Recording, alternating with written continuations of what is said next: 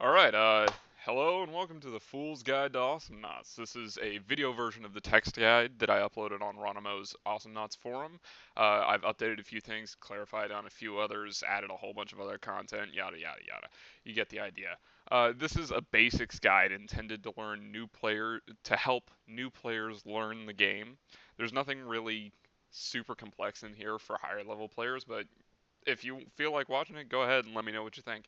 Um, one final note before we get started. This was made during patch 1.20.2, so it will probably become outdated as more patches are released. I'll add annotations and updates in the description and so on. So I'll try and keep it up to date, but the actual video content is kind of hard to replace. So there you go. Yeah, let's get started.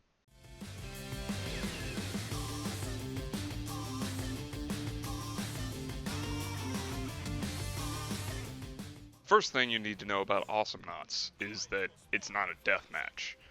Getting lots of kills is great, but it's not going to win anything for you. The goal of any game of Awesomenauts is to destroy the opposing team's solar drill. That's this giant thing here right in front of the shop. It's pretty tough, but it's got no built-in defenses, so any enemies that get close to it can just hammer on it indefinitely. That's what the team's turrets are for. Turrets keep enemies from moving past them towards the solar drill and deal heavy damage to anything in range. They're also very durable and take a lot of punishment to bring down. So turrets are bad news, but you have to get through them to reach the solar drill. You can't face them head on, so what do? You push. Pushing refers to killing enemy droids, the uncontrollable creeps that walk out of each base and fight each other when they meet, fast enough that your droids get to move closer to the enemy base. It can also refer to attacking towers in the solar drill, usually with droids backing you up. Pushing is important because turrets do have one weakness. They can only target one thing at a time, and it will always be the closest thing to them. Pushing your droids up to a turret means that you can attack it with impunity while it destroys your little color-coded meat shields. That's what wins games in Awesomenauts, pushing. Your goal should always be to push down the enemy towers in Solar Drill. Kills are great, but they aren't your goal. They're great because they give you a moment with one less enemy not on the battlefield so you can push that much harder. Often, just forcing your enemy away to heal is enough, or even just making them realize that they can't outpush you and making them go somewhere else. So, when you're playing Awesomenauts, turn off that part of the brain that contains your KD horror instincts, and focus on doing things that will actually help you to win the game. Of course, this means that while you're pushing down the enemy turrets and steamrolling your way into their base, you need to be making sure that they aren't doing the same to you. Defend your droids, keep your turrets safe, punish anyone who even looks at your solar drill funny with the righteous fury of 1,000 suns. Focus on the objective, and the game will make a lot more sense.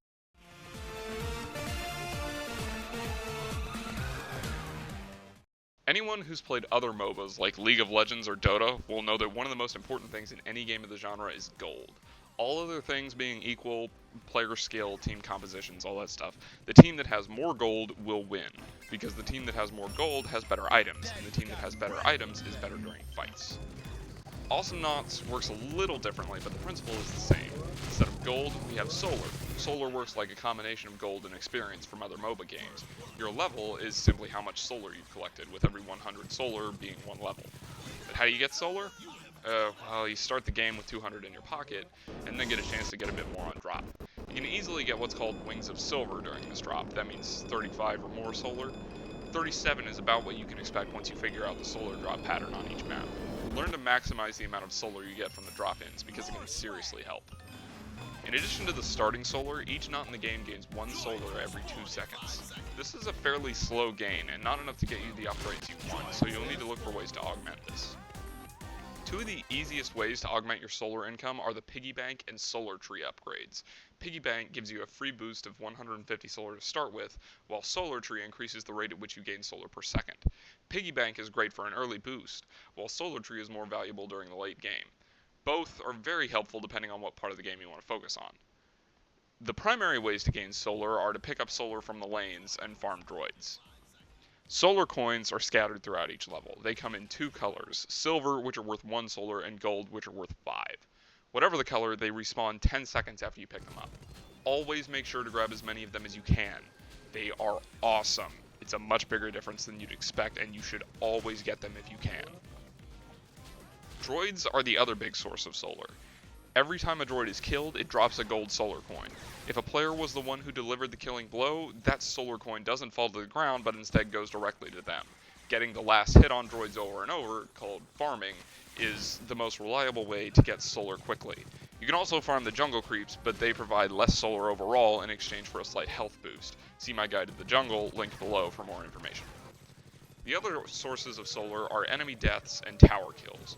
When a tower is destroyed, it gives 30 solar to the person who destroyed it if it was a player, or drops the solar to the ground if it was destroyed by droids.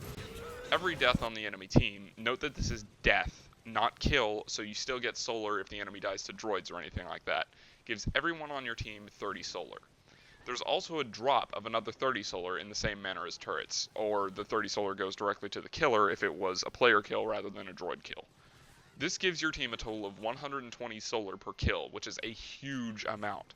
So yes, kills are very nice. They give your team a little bit with fewer enemies on the field, and they give you a very nice solar boost. Beyond that, every time you die, you lose 30 solar. So dying sucks a lot. It not only gives your enemies a lot of solar, but you lose a lot of yours. This is important though. Kills are unreliable. You can't always expect to get kills. If the enemy is equal to you in terms of skill, it's unlikely that you'll get more than a few kills over the course of the game, and it's entirely possible to go entire games without getting any. So you can't depend on your killing ability to get enough solar to buy upgrades. Droids and solar coins are the two most reliable ways. Always try to kill more droids than your opponent and pick up more solar coins. This will net you more solar than they have, which will allow you to win the game more easily.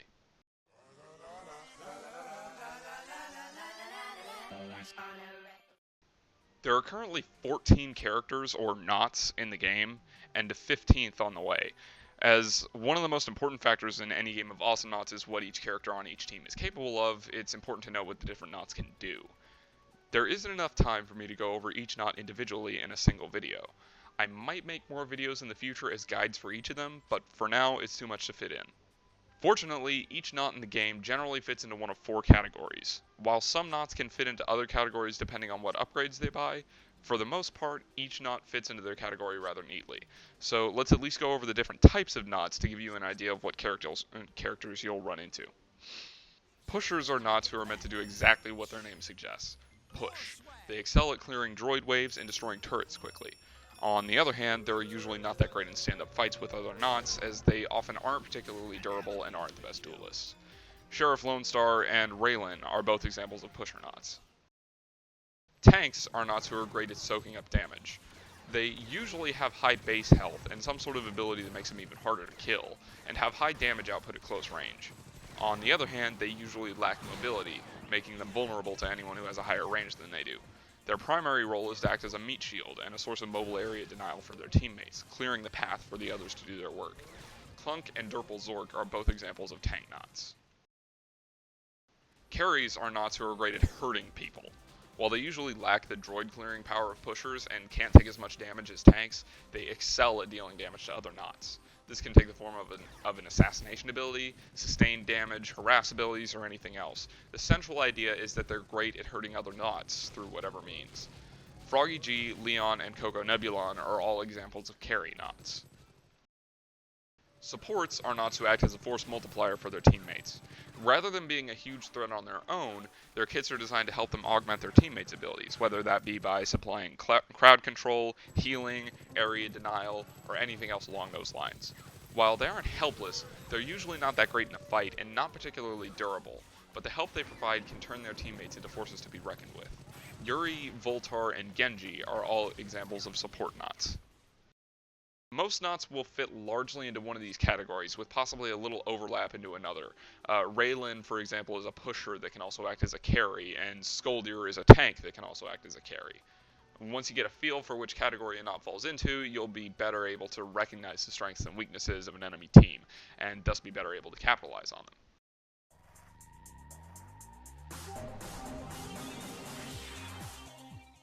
Believe it or not, strategy is actually important in Awesomenauts.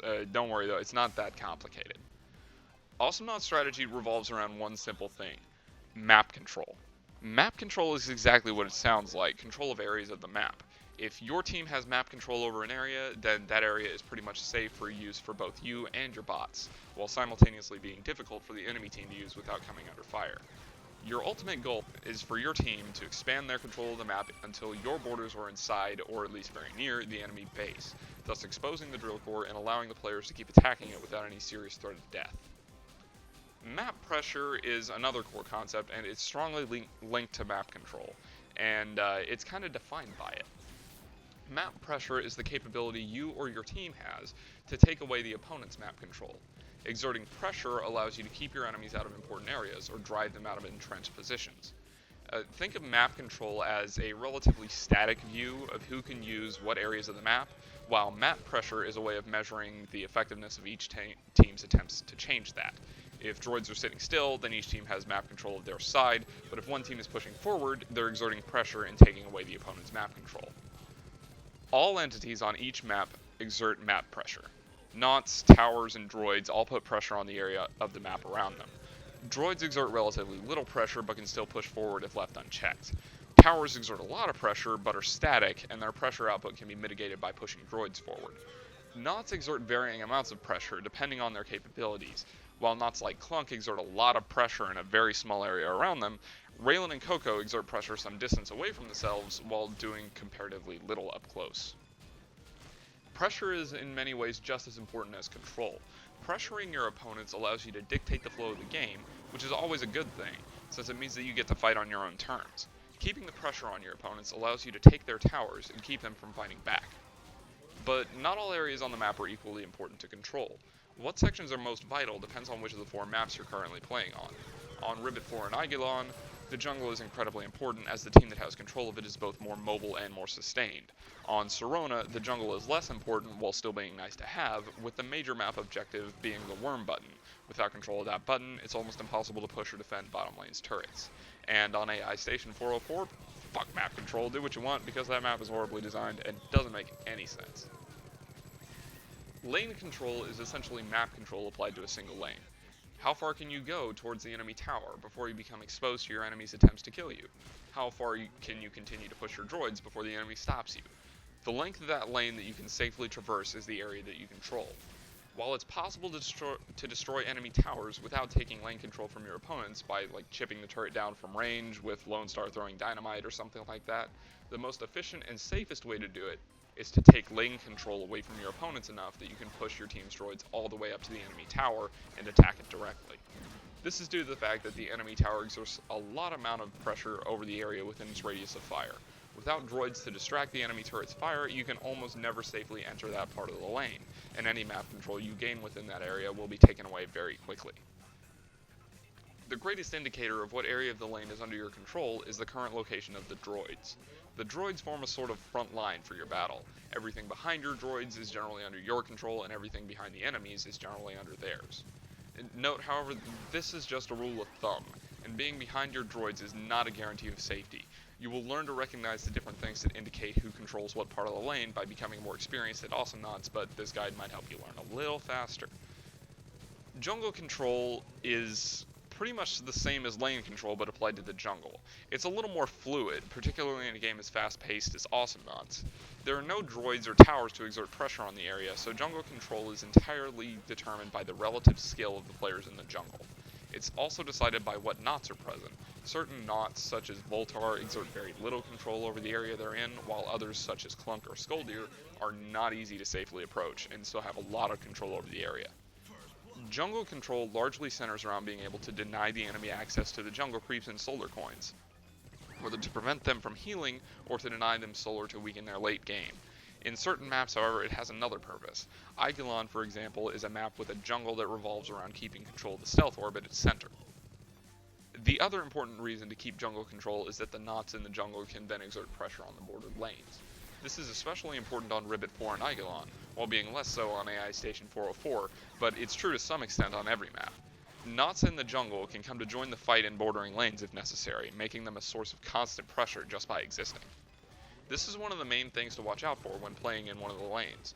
If your team does not control the jungle and there are multiple areas around you which border the jungle, it becomes very dangerous to try and push forward, especially if one of the enemy team could come up behind you, between you and the safety of your tower. Keeping control of the jungle is vital for being able to exert pressure on the lanes. Aside from lane and jungle control, strategy in Awesomenauts revolves around knowing what your team does well versus what the enemy does well at any given point in the game, and exploiting the areas where you're strongest or they're weakest. This goes back to what I was talking about earlier with the different types of knots. A team with a tank and 2 carries is going to be very dangerous in a straight up fight, but likely not that great at pushing, so try to outpush them.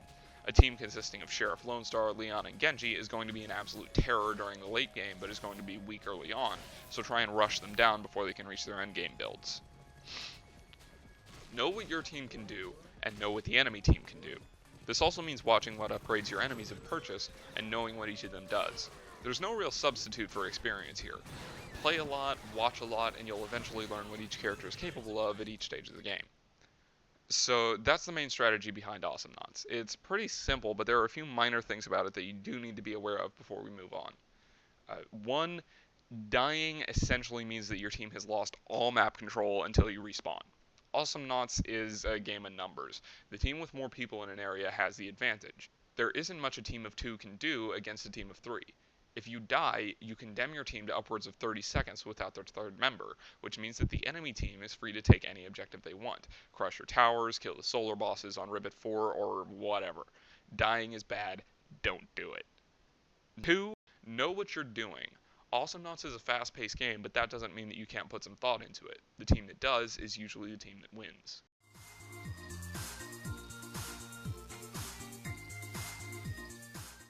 Each knot in the game gets to decide what upgrades to bring with them to any given fight. You get 3 upgrades for each of your skills, 3 for your auto attacks, and 3 for universal utility upgrades.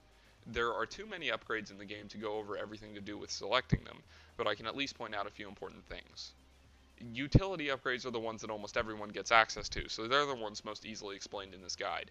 There are a couple utility upgrades that you should know about if you want to succeed in this game. Space Air Max, Medican, and Power Pills. Space Air Max, or whatever equivalent your knot has, like Scoldier has League 7 boots, for example, is one of the most important upgrades for any knot.